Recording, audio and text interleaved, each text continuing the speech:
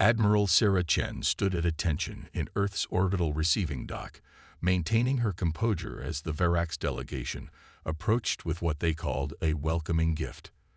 Behind her, Chief Engineer Raj Patel shifted uncomfortably, both of them watching as the massive ship was towed into position by Verax tugs. "Behold," announced High Commander Zextal, his crystalline form catching the starlight. "The steadfast Voyager, a vessel that has served the Confederation well for 3 centuries. We offer it as a learning opportunity for your species." The ship that filled the dock was massive, nearly half a kilometer long. Its hull bore the scars of countless repairs, patches of different metallic alloys creating a patchwork effect across its surface. What might once have been elegant lines were now broken by obvious modification attempts and hasty fixes. The Voyager represents the pinnacle of what your civilization might achieve. In time, Zextal continued, the translator barely masking the condescension in his tone. "We've simplified its systems to be more accessible to your current technological level." Chen bit her tongue. Earth had developed its own respectable space fleet over the past 50 years, but the Verax Confederation still treated humans like children playing with toys. This gift was clearly meant to demonstrate just how far behind humanity remained. "Engineering team, begin preliminary assessment," Chen ordered, keeping her voice steady. Raj and his team moved forward, their diagnostic tools already scanning the vessel. The Verax delegation watched with poorly concealed amusement as human engineers began their inspection. Chen caught snippets of their crystalline whispers, primitive methods, and manual verification among them. Hours later, in a secure briefing room, Raj's excitement was barely contained. "Admiral, they think they've handed us obsolete tech, but they don't understand what they've actually given us," he said, bringing up a holographic display of the ship's systems. "The hull is made of metamaterials we've only theorized about. They're simplified systems. They stripped out their overcomplicated control interfaces, leaving us the core components, which are exactly what we need to test our new quantum threading technology." Chen leaned forward, intrigued. "Explain." "Their technology relies on crystalline computing, like their own biology. They removed what they thought were essential control systems, but we don't need them. Our neural interface systems are actually more advanced in some ways, more adaptable, more intuitive. We can bypass their entire control architecture." "And the power core?" Raj's grin widened. "That's the best part. They left what they consider a minimal power plant, a zero-point energy tap running at 5% capacity. But our recent breakthroughs in quantum field manipulation mean we could potentially push it to 300% of their normal operational capacity. They never even considered these applications because their technology developed along completely different lines." Chen studied the schematics, a plan forming. How long to make it operational? 3 months for basic functions, 6 for a complete overhaul implementing our systems. They expect it to take years. They think we'll have to learn their technology from scratch. They don't realize we're going to completely reimagine how this ship works. Chen nodded slowly, a smile finally breaking through her professional demeanor. "Keep the external appearance exactly as it is. Let them think we're struggling with basic repairs. But inside, we'll create something unprecedented," Raj finished. "A perfect fusion of their advanced material science and our innovative control systems. They handed us the keys to the kingdom. Admiral, they just don't know it yet." As the engineers began their work, Chen watched the Verax delegation depart through the station's observation dome. Their crystalline ships glinted in the sunlight, a display of their supposed superiority. Soon enough, they would learn what humanity could do with even the smallest opportunity. The project was classified as Operation Phoenix Rising, because from these supposedly dead ashes, humanity would craft something extraordinary. The galaxy thought they were giving Earth scraps from their table. Instead, they had provided the foundation for a revolution in space warfare. 2 months into Operation Phoenix Rising, the true scope of human innovation began to emerge. Deep within the vessel's cavernous engineering sections, Raj Patel stood before a holographic display showing real-time quantum field interactions, while teams of specialists worked around him in carefully orchestrated chaos. 2 months into Operation Phoenix Rising, the true scope of human innovation began to emerge. Deep within the vessel's cavernous engineering sections, Raj Patel stood before a holographic display showing real-time quantum field interactions, while teams of specialists worked around him in carefully orchestrated chaos. The beauty of it, he explained to Admiral Chen during her weekly inspection, is that they never considered combining technologies this way. He gestured to where engineers were installing neural interface nodes alongside the ship's crystalline power conduits. The Varaks are so focused on pure efficiency that they completely overlooked potential synergies.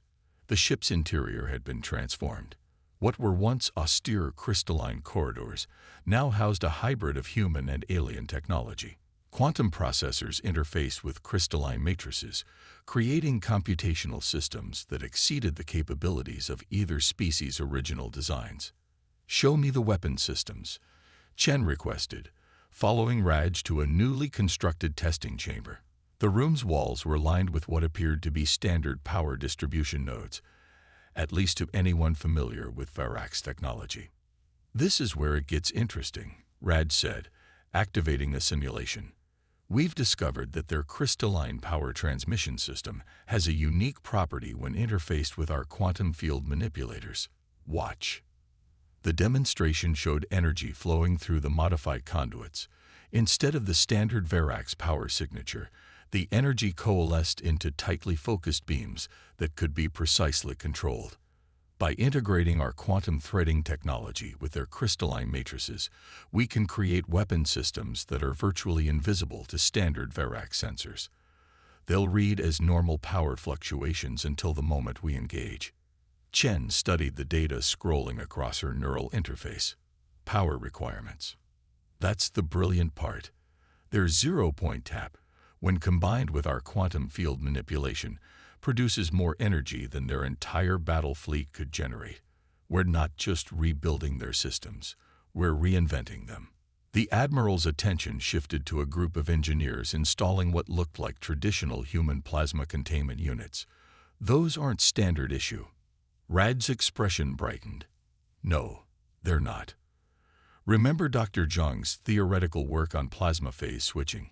We finally have the materials to make it work. The Varak's whole composites can handle the energy loads our previous designs couldn't contain." He brought up another simulation, showing the ship's defensive capabilities. By rapidly switching plasma states within a quantum field matrix, we can create shield configurations that adapt to any attack pattern. Energy weapons disperse. Kinetic impacts get absorbed and redistributed. It's technology the Varaks never pursued because it didn't fit their engineering philosophy. And propulsion? Even better. Raj led her to the engine room, where the massive zero-point tap pulsed with a deep blue light. "We've integrated our experimental space-fold drive with their power systems. The Varaks use brute force to bend space. We're learning to weave through it instead. More efficient, harder to detect, and significantly faster." Chen watched as engineers calibrated the new drive systems. Timeline. "We're ahead of schedule. Basic systems are already online. Full combat capabilities in 3 weeks. But," Raj hesitated, "but we need to test it. Real-world conditions. The simulations are promising, but there are interactions we can only study in actual space." Chen nodded slowly. "The Varaks are still watching. They have monitoring stations throughout the system. Actually," Raj said with a slight smile, "that works in our favor. Their sensors are calibrated to detect their own technology. Our modifications are so extensive that most of our systems register as background noise to their equipment. They'll see exactly what they expect, a barely functional ship struggling to maintain basic operations." The Admiral considered this. "Have your team prepare a detailed test protocol. We'll need to be strategic about this. The longer we can maintain the illusion of struggling with their gift, the more time we have to perfect these systems." As if to emphasize the point, a warning light flashed on one of the diagnostic panels. To Verac's sensors, it would appear as another system failure. In reality, it was indicating successful integration of another weapons array. One more thing, Raj added, pulling up a final set of schematics. We've been analyzing their whole material at the quantum level. It's not just strong, it's programmable. Given enough energy, we can actually alter its properties on the fly. Active camouflage, sensor absorption, even limited shape modification. Chen's eyes widened slightly. They didn't know this was possible. They never tried. Their entire technological development is based on crystalline structures, rigid, predictable, efficient. The idea of adaptive, fluid systems goes against their basic engineering principles. The Admiral took a final look around the engine room, watching her crew's work. Humans climbing through access panels, neural interfaces glowing as they integrated systems that had never been meant to work together, creating something entirely new from the bones of what they had been given. "Keep pushing," she ordered. "I want every possibility explored, every advantage developed." They handed us this ship thinking it would take us decades to master their basic technology. Instead, we're going to show them what innovation really means. As she left, Raj returned to his work, surrounded by the hum of human ingenuity reshaping alien technology in ways its original creators had never imagined possible. The day of the first full systems test arrived with little fanfare. To any outside observer, the renamed vessel, now designated Prometheus, appeared to be limping out of Earth's orbital dock for routine maintenance trials. Its scared hull and seemingly unstable power signature drew patronizing attention from the nearby Verac's monitoring station.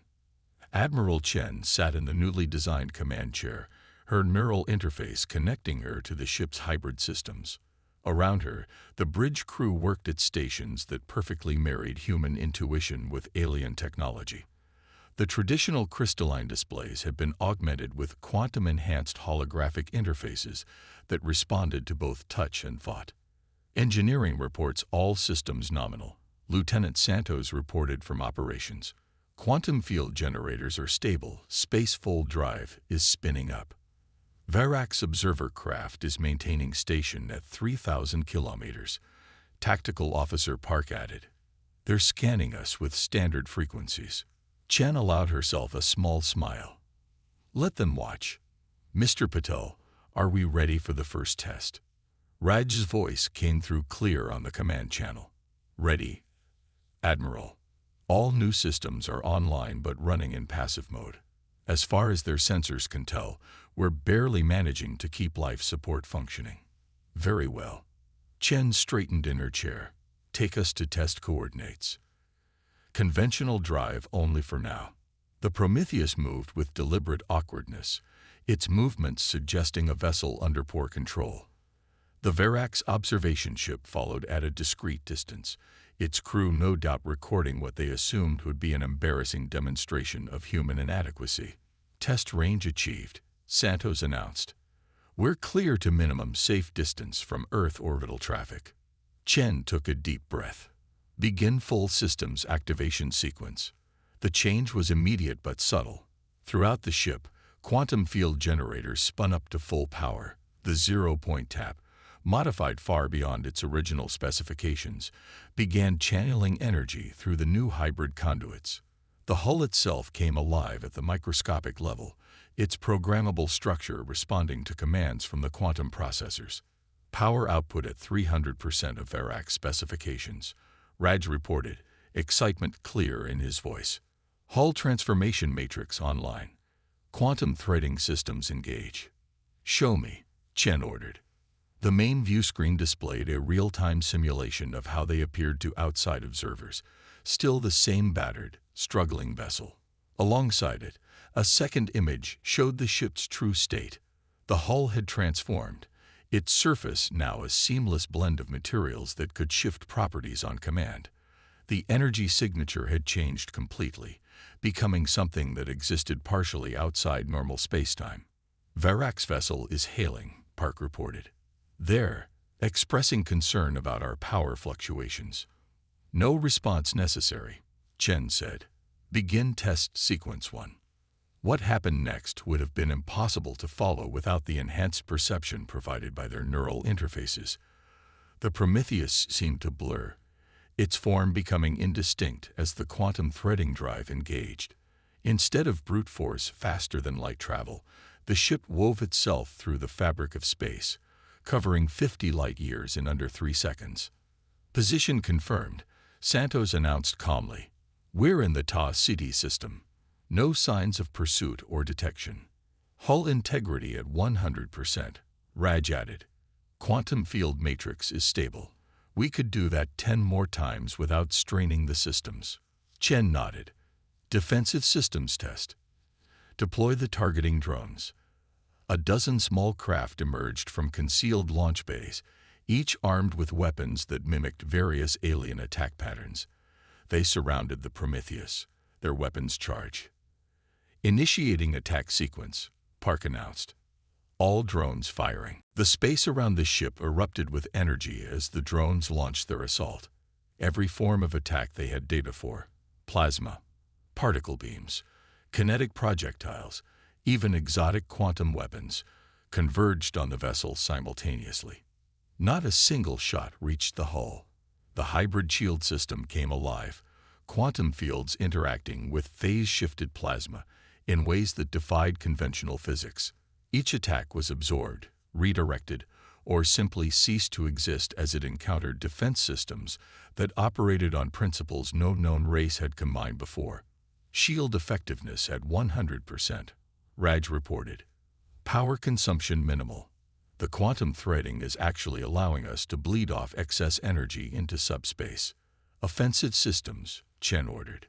Target drone 7 only. A single drone, chosen at random, simply vanished.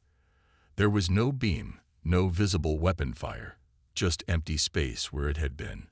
The quantum crystalline weapon system had reached through space-time itself, removing its target from existence with surgical precision.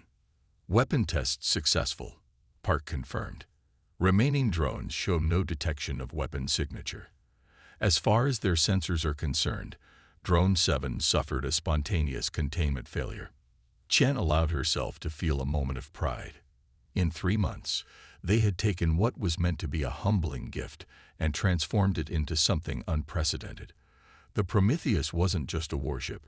It was a revolution in space warfare, a perfect fusion of human creativity and alien technology. Recovery drones and prepare for return transit, she ordered. Engineering, begin power reduction sequence. Let's look appropriately stressed when we limp back to Earth. As the ship prepared to return, Chen reviewed the test data. They had succeeded beyond their most optimistic projections. The Prometheus could outrun, outfight, and outmaneuver anything in known space, and do it all while appearing to be barely functional. Message from the Verax observation post, Park reported with a slight grin. They're offering technical assistance, saying we appear to be having difficulty maintaining stable power levels. Send them our appreciation, Chen replied, but inform them that we're managing adequate progress with their generous gift. The Prometheus began its return journey, its true nature hidden beneath an exterior of carefully maintained deception. Soon enough, the galaxy would learn what humanity could accomplish when underestimated. But for now, they would wait, learn, and perfect their creation. The attack came without warning. 3 months after the successful tests of the Prometheus, a Drachnid raiding fleet struck the Ta City colony. The pirates, notorious for their advanced stealth technology and brutal efficiency, had chosen their target well, or so they thought. Admiral Chen was in the middle of a routine patrol, maintaining the Prometheus's facade of being a barely functional training vessel, when the distress call came through.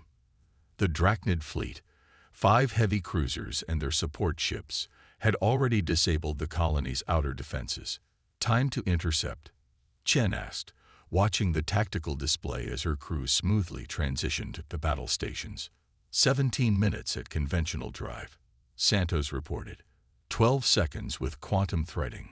The Verax defense fleet is responding, Park added, but they're 2 hours out. Colony defenses will be overwhelmed in 20 minutes. Chen's decision took less than a second. Signal the colony. Tell them help is coming. Then power up everything. It's time to show what this ship can really do. Throughout the Prometheus, systems that had been deliberately running at minimal capacity surged to full power. The quantum crystalline matrix in the hull came alive, transforming the vessel's outer surface from battle-scarred derelict to something that seemed to bend light itself. Full power to quantum threading drive, Chen ordered. Let's introduce ourselves. The Prometheus slipped between the layers of space-time, covering millions of kilometers in the span of a heartbeat. They emerged directly in the midst of the Drachnid fleet, their sudden appearance causing chaos in the pirate formation. Multiple target locks, Park announced. They're bringing weapons to bear. Let them, Chen replied calmly. Raj, how about we show them our new shield configuration? The first volley from the Drachnid ships, a combination of plasma torpedoes and quantum disruptors, struck the Prometheus's defensive field. Instead of dispersing or being absorbed, the energy was caught in a complex quantum matrix, transformed, and redirected back into the ship's power systems. Would you look at that? Raj's voice held a note of satisfaction. They're actually helping charge our weapons. The pirate fleet's second volley was already launching when Chen gave her next order. Target their flagship. Use the phase cannon, minimal power. Let's not vaporize them just yet. A beam of concentrated energy, wrapped in a quantum field that made it almost invisible to conventional sensors, lanced out from the Prometheus. It struck the Drachnid flagship's shields, considered among the most advanced in known space, and passed through them, as if they didn't exist. The beam touched the ship's hull for a fraction of a second, and suddenly all power signatures on the vessel went dark. Direct hit, Park reported. Their systems are completely offline. No casualties, but they won't be going anywhere for a while. The remaining Drachnid ships were already beginning to break formation, their sensors showing them something that defied their understanding of physics. Before they could retreat, the Prometheus deployed its next surprise. Quantum field extension activated, Raj announced. Establishing control bubble. Space itself seemed to thicken around the pirate fleet.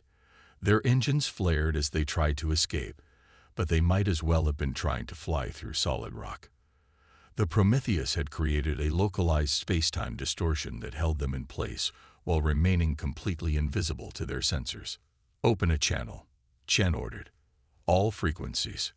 When the communication system confirmed the link, she spoke clearly and calmly. This is Admiral Chen of the Earth vessel Prometheus. Your ships are now under our control. Power down your weapons and prepare to be boarded, or we will be forced to demonstrate more of our capabilities. The response was immediate.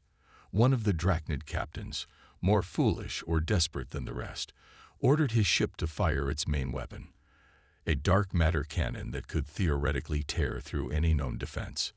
The beam struck the Prometheus and simply disappeared. The quantum threading technology had detected the attack coming and had shifted that section of hull partially out of normal spacetime. The energy dissipated harmlessly into another dimension. That was rude, Chen commented. Mr. Park, please disable their weapon systems. All of them.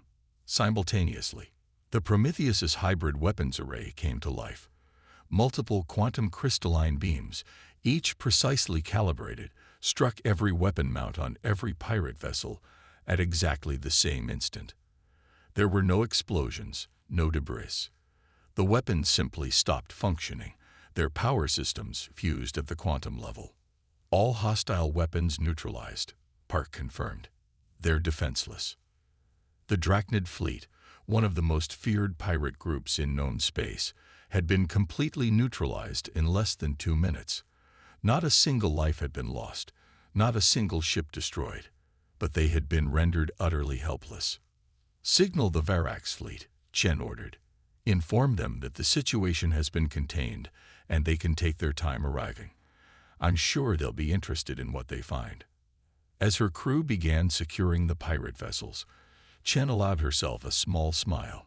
The Prometheus had just demonstrated a fraction of its capabilities, and even that would be enough to send shockwaves through the galactic community.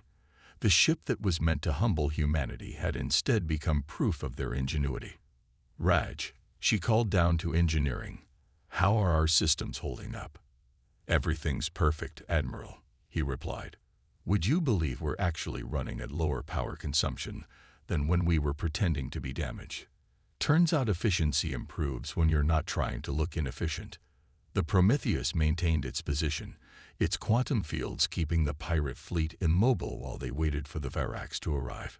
Soon, the galaxy would have to reevaluate their assumptions about human technological capabilities. But for now, Chen was content knowing that they had protected the colony and proven that their innovations worked in actual combat.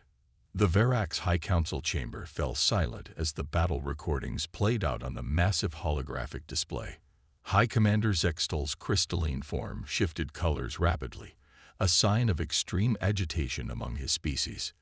Beside him, other council members displayed similar signs of distress as they watched the Prometheus effortlessly neutralize one of the most feared pirate fleets in known space. Admiral Chen stood calmly before them, Raj at her side, as the recording concluded. The silence stretched for several moments before Zextal spoke. "This," his translator struggled to convey his tone, "this is impossible. You were given a decommissioned vessel, stripped of advanced systems. The power core alone was operating at minimal capacity." "Was it?" Chen asked politely. "Or did you assume we would be limited by your understanding of its potential?" Raj stepped forward, activating his own holographic display. "With respect, High Commander, you gave us exactly what we needed. Raw materials and basic systems that we could adapt and improve upon. Your gift wasn't a limitation, it was an opportunity." The display showed the hybrid systems they'd developed.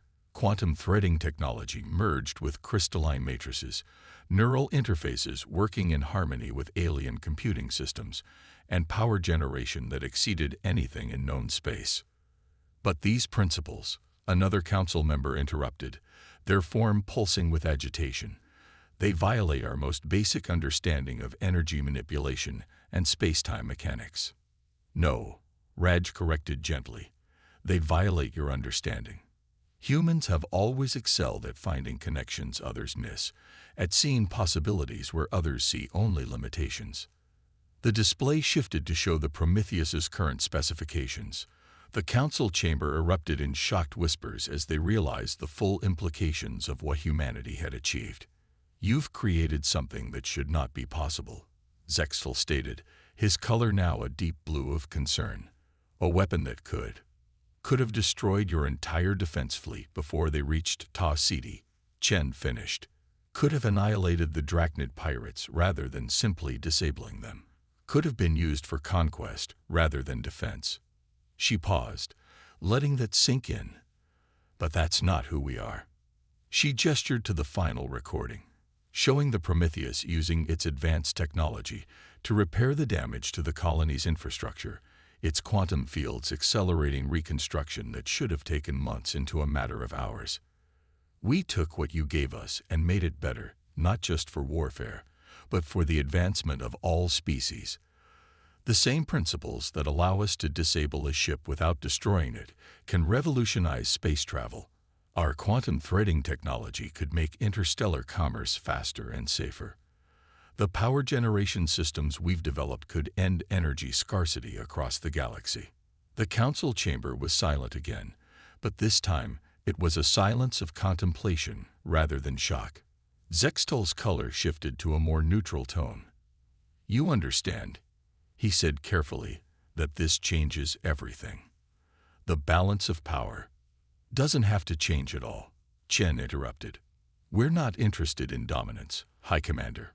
We're interested in cooperation. Real cooperation. Not the patronizing guidance you've offered until now, but true collaboration between equals." Raj brought up one final display. Schematics for an improved version of the Verax's own power systems, incorporating human innovations while respecting their engineering philosophy. "We can teach you," he offered, "just as you can teach us.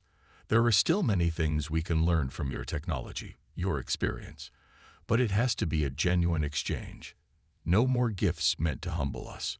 No more assumptions about our capabilities. The council withdrew for deliberation, leaving Chen and Raj waiting in the chamber. Hours passed before they returned, Zextal's color now showing bands of gold, a sign of formal respect. The council has reached a decision, he announced.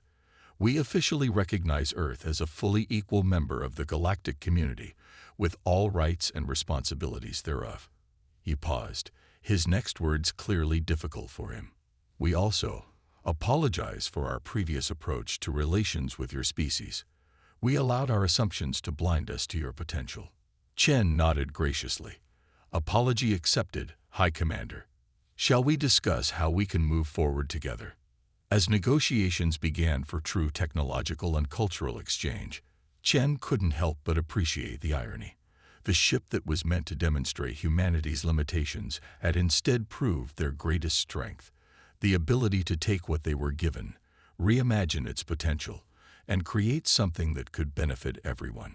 The Prometheus remained in orbit above the Verax homeworld, its scared exterior now worn as a badge of honor rather than a mark of shame. It stood as a testament to human ingenuity and a reminder that true progress comes not from proving superiority, but from recognizing that every species, every civilization, has something valuable to contribute. In the end, they had done more than earn respect. They had opened the door to a future where cooperation replaced condescension, where innovation knew no bounds, and where the combined knowledge of all species could lead to achievements none of them could have managed alone. The gift that was meant to humble humanity had instead elevated the entire galaxy's potential, and that, Chen reflected, was the greatest victory of all.